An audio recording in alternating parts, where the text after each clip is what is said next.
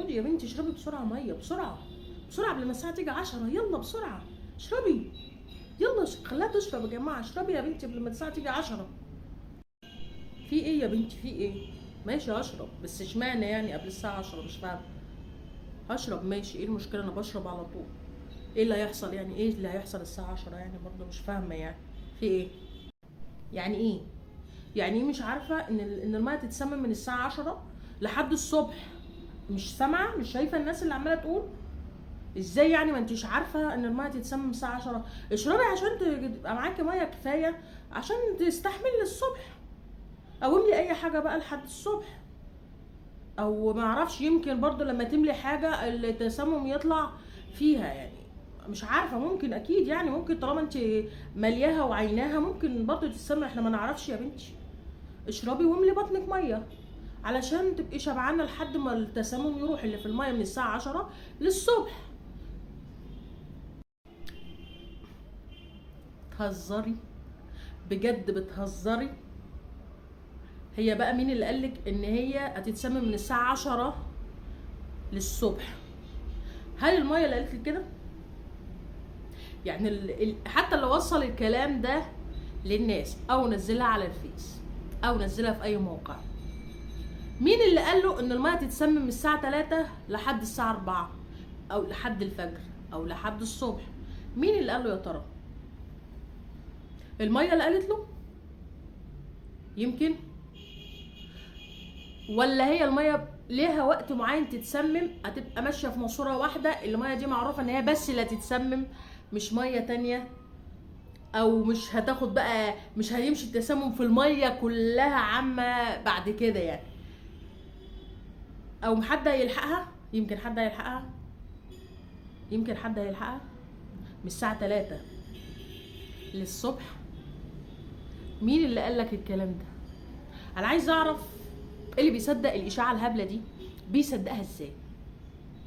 يعني انت ربنا خلق لنا مخ عشان تفكر فيه وببلاش، والله العظيم ببلاش، مش بفلوس. لو بفلوس انا عارفه انت مش هتستخدمه نهائي، بس انت حتى هو مجانا ما بتستخدموش. قول لي ازاي عدت عليك الفكره دي، او ازاي الاشاعه دي صدقتها؟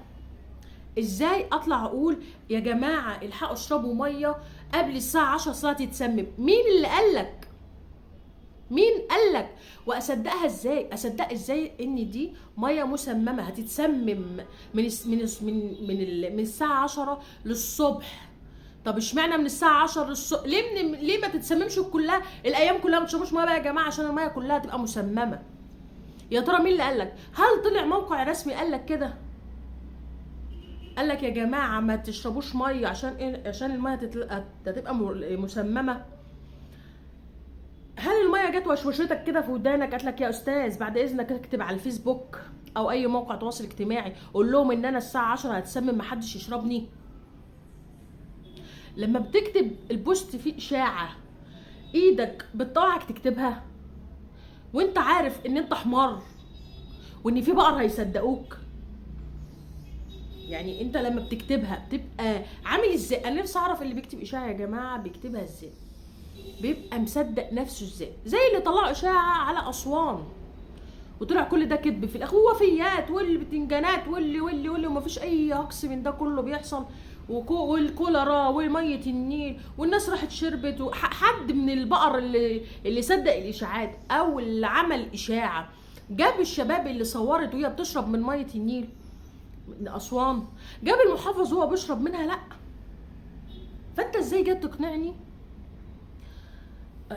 يعني انا والله بدعي لكم بالشفاء، العقول اللي بتصدق الاشاعات الهبله دي انا بدعي لها بالشفاء، ربنا يشفيهم ويعافيهم، لان حرفيا دول مش نافعين في اي حاجه، في بيوتهم مفيش مخ نهائي، والله يصبر عيالهم على ما بلاهم. يعني لما تكتب اشاعه ان الميه تتسمم من الساعه 10 يا جماعه للصبح، يعني مش عارف المفروض بقى نقول لكم ايه؟ ما تستخدموش الكهرباء يا جماعه من الساعه كذا لكذا هتبقى كهرباء بتكهرب؟ في ايه؟ في ايه؟ ما تلبسوش شباشبكم، اصل الشبشب هيزحلقكم من الساعه 10 للصبح.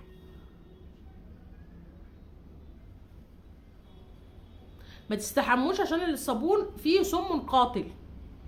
ازاي انتوا كده؟ ازاي بجد انتوا كده؟ الميه جت لكم اهي، يعني الساعه 10، الساعه 9 او 10 الا 5 نلحق نشرب بق ميه. ليه؟ عشان السم جاي في الطريق. السم جاي في الطريق. الساعه 3 و5 اشربوا. ليه؟ ما السم مشي. السم مشي يا جماعه. يا جماعه شغلوه.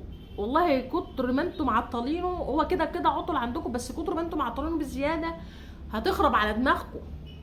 مش البلد، لا، بيتكم.